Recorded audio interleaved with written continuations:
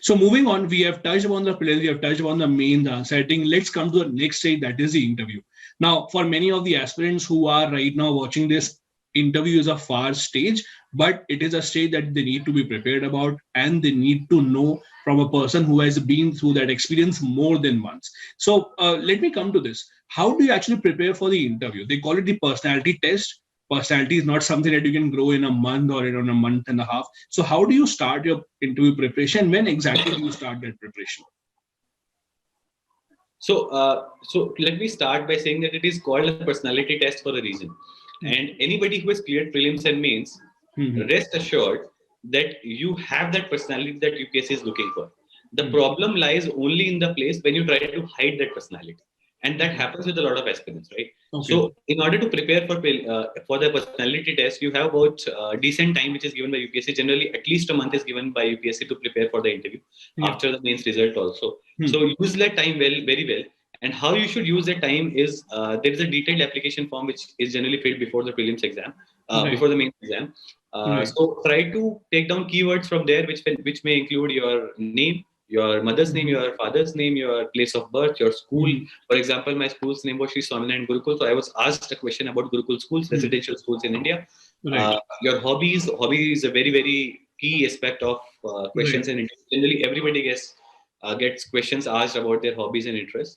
So that is a key aspect of how you should prepare for prelims. So if you have done that very well, if you have studied your DAF very well and researched well on it, then you're good to go. You may get questions asked on it, you may not get questions asked on it, but you'll always be confident about the fact that even if I get questions asked on those aspects, I am well prepared. So that confidence boosts how your answers show up in the interview, and you end up answering much better than you would probably feel otherwise. Another aspect which is very important is you need to research, you need to study decently well about your optional subject and your educational background. These three key aspects form a wholesome, course material for the interview as such. And you have decent time. 1 month is more than enough for you to prepare for interview. So don't fear the personality test. It is only like a conversation which I am having with Harsh right now. Just a bit more serious, maybe. But yeah. So just take it like that. Right. Just out of curiosity, what did you tell your hobby as in the interview? So my hobby, actually, interestingly, both the times I filled my detailed application form, they were very different. I think probably diametrically opposite of each other. In the first DAF which I filled, I was curious to tell the examiner that I know everything.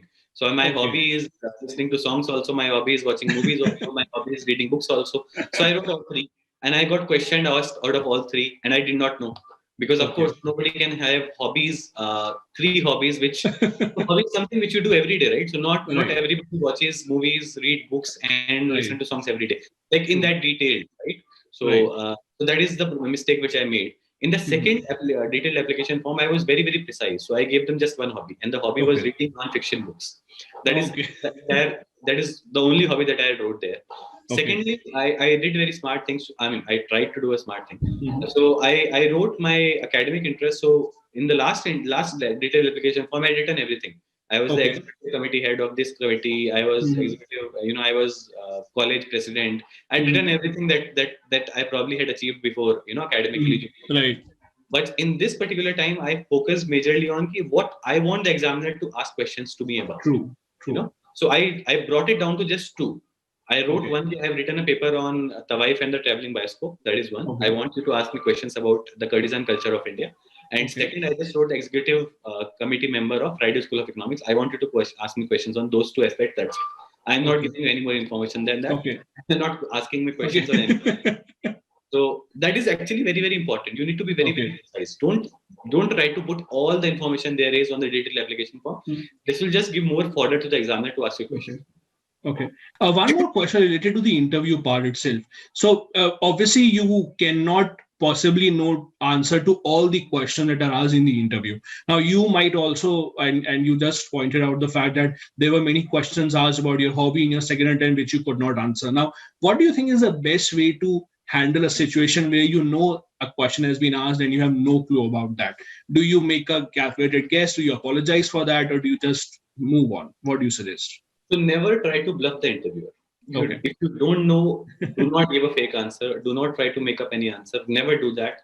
That is the worst impression that you can give to the interviewer, and you are not going to get good marks after that.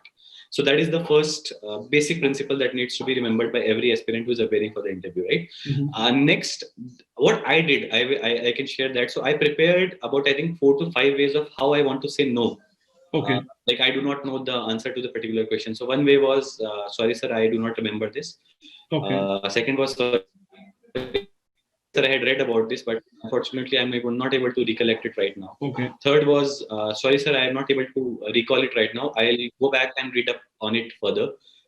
Fourth was, sorry sir, I'm not able to recall it right now. So there can be different ways, Right. So just try to frame 4 or 5 phrases in your head about how you want to say no to an answer, and Okay. all 5 of them will definitely come in handy because there are enough questions you do not know the answers to in the interview.